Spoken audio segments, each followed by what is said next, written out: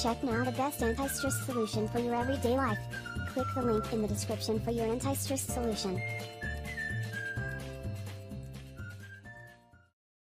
China gets an early win off Trump, but many battles remain. Combining public bluster with behind-the-scenes diplomacy, China wrested a concession from the United States as the two presidents spoke for the first time this week, but Beijing may not be able to derive much comfort from the win on U.S. policy toward Taiwan.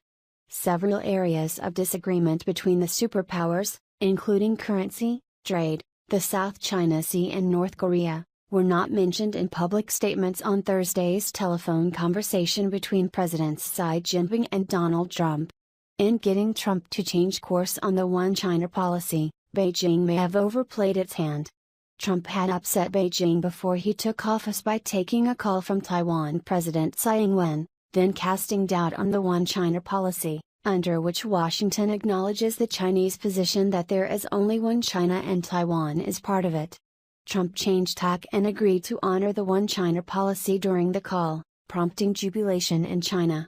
Beijing had been working on diplomatic ways to engage Trump's team and largely blaming Taiwan for stirring things up.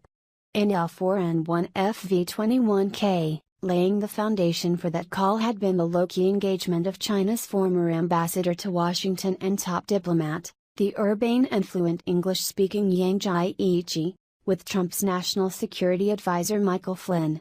China was pragmatic and patient. It made every effort to smooth out the relationship, and it paid off, said Jia Kingo, dean of the School of International Studies at Peking University, who has advised the government on foreign policy. But China also made very clear Taiwan was not up for negotiation, unleashing state media to threaten war and punishment for U.S. firms if that bottom line was breached. China has long described self-ruled Taiwan, claimed by Beijing as its sacred territory, as the most sensitive issue in Sino-U.S. relations. Its military had become alarmed after the Trump-Tsai call and was considering strong measures to prevent the island from moving toward independence, sources with ties to senior military officers told Reuters in December.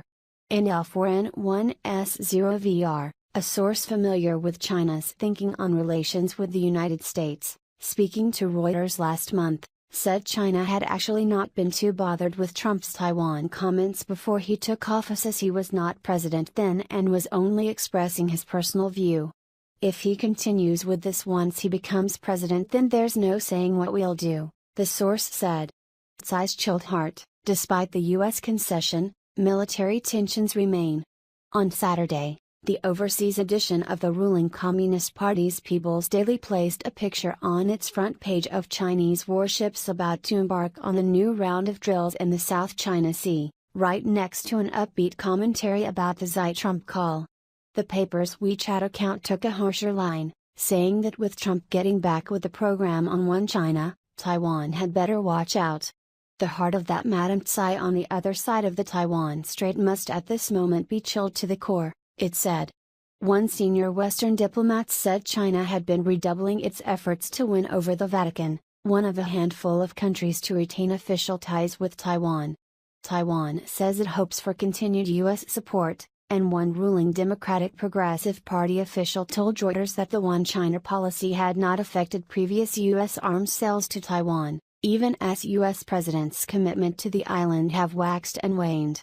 Tsai has put great personal political capital into seeking a solution over Taiwan, an issue that has festered since 1949 when defeated nationalist forces fled to the island after losing the civil war to the communists.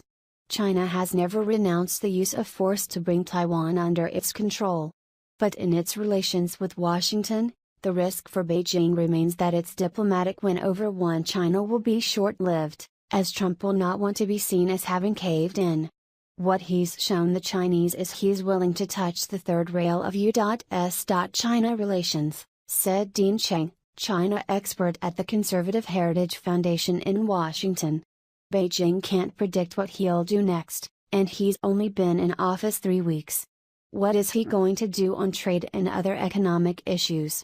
U.S. officials said the affirmation of the One China policy was an effort to get the relationship back on track and moving forward. In L1N1FV1RU, but Trump's change of tack may be seen by Beijing as a climb down, said Tom Rafferty, the China.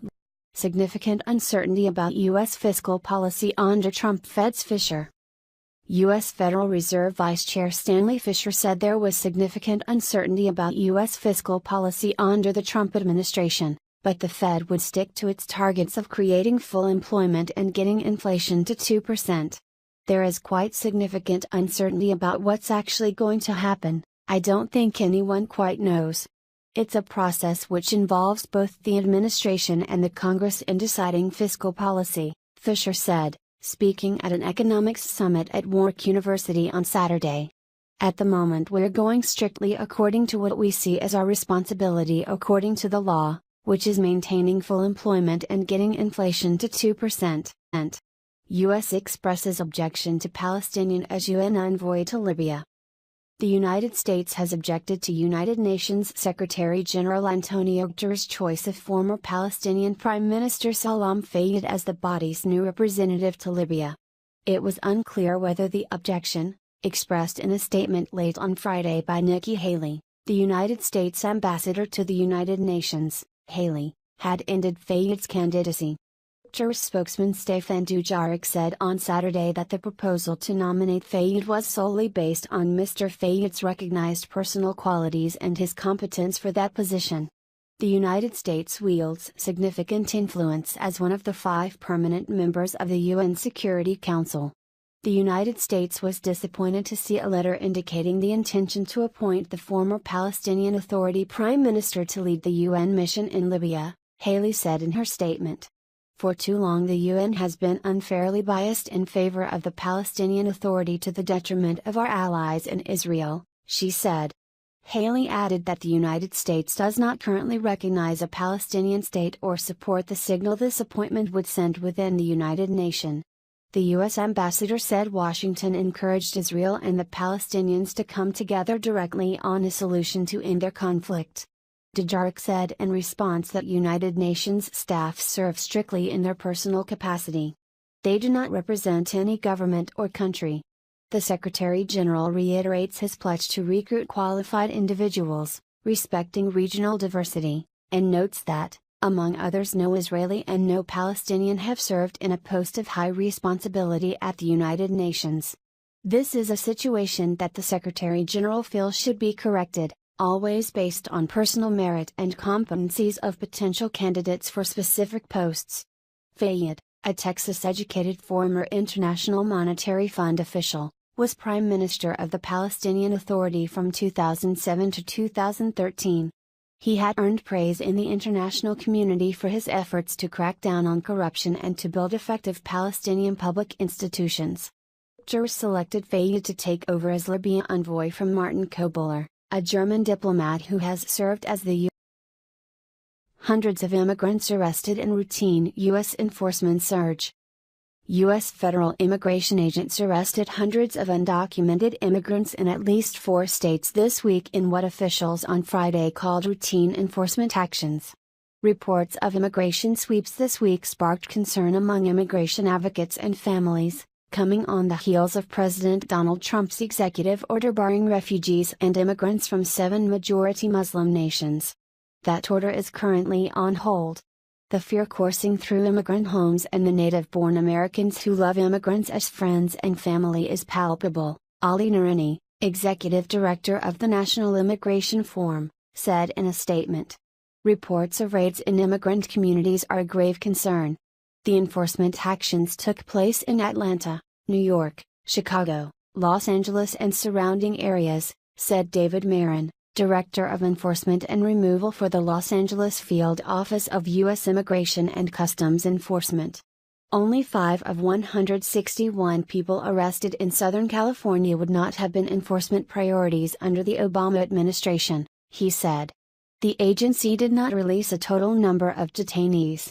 The Atlanta office, which covers 3 states, arrested 200 people, Brian Cox, a spokesman for the office, said. The 161 arrests in the Los Angeles area were made in a region that included 7 highly populated counties, Marin said. Marin called the 5-day operation an enforcement surge. In a conference call with reporters, he said that such actions were routine, pointing to one last summer in Los Angeles under former President Barack Obama. The rash of these recent reports about ICE checkpoints and random sweeps, that's all false and that's dangerous and irresponsible, Marin said. Reports like that create a panic. He said that of the people arrested in Southern California, only 10 did not have criminal records. Of those, 5 had prior deportation orders. Michael Kagan, a professor of immigration law at the University of Nevada at Las Vegas, said immigration advocates are concerned that the arrests could signal the beginning of more aggressive enforcement and increased deportations under Trump. It sounds as if the majority are people who would have been priorities under Obama as well, Kagan said in a telephone interview. But the others may indicate the first edge of a new wave of arrests and deportations. Trump recently broadened the categories of people who could be targeted for immigration enforcement to anyone who had been charged with a crime. If you like to receive more news on our YouTube channel, please click the subscribe button. If you like to receive an alert every time a new upload is made, hit the bell. Give us a like to the video or dislike if you agree or not to the news. Be proactive. Is your life and the news will serve your day. Finally, leave us your opinion in the comment section on what you think about the subject. Thank you and stay tuned to Breaking News 24.